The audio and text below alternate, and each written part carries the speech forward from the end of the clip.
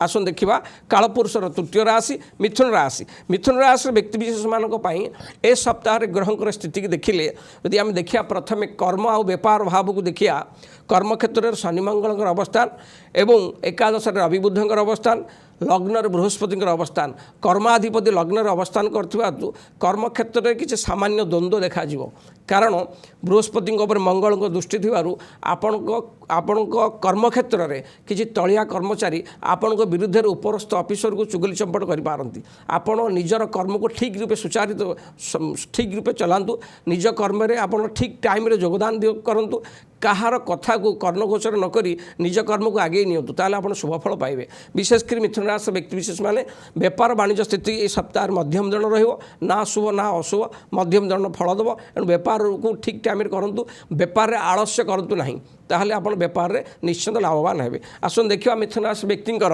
ए सप्ताह आर्थिक स्थिति किबळ रहिबो। आर्थिक क्षेत्र को देखिले ए सप्ताह रे बृहस्पति लग्न स्थान अवस्थान करछंती एकादश रे रविंकर अवस्थान कौन सी सरकारी संस्था जदि पैसा अटकी थिला से पैसा फेरी पाइबे यदि आगुरु आपण काहाको पैसा धार उधार देइथिबे से पैसा मध्य सप्ताह रे फेरी पाइबे। आर्थिक क्षेत्र बहुत भल रहिबो असुविधा किछि नाही। आसन देखिबा मिथुन राशिंकर पारिवारिक स्थिति किबळ रहिबो। पारिवारिक स्थिति देखिले चतुर्थ भाव को शनि और मंगल दृष्टि परिवार कौन से भातृ विवाद देखादेव बा कौन सी मेम्बर बा सदस्य भितर कौन से कथार भूल बुझाणा के नहीं परिवार अशांतिर वातावरण देखा आपड़ एपाई जत्नवान हवा जरूरी। मिथुन राशि व्यक्ति माने ए सप्ताह समस्त अशुभत्व को दूर कर शुभफल पाइबापी हेले प्रत्येक दिन दुर्गा चालीसा जप करूँ माँ दुर्गा दर्शन करूँ देखिए जहाँ भी रिष्ट खंडन हम शुभफल निश्चय पाइबे।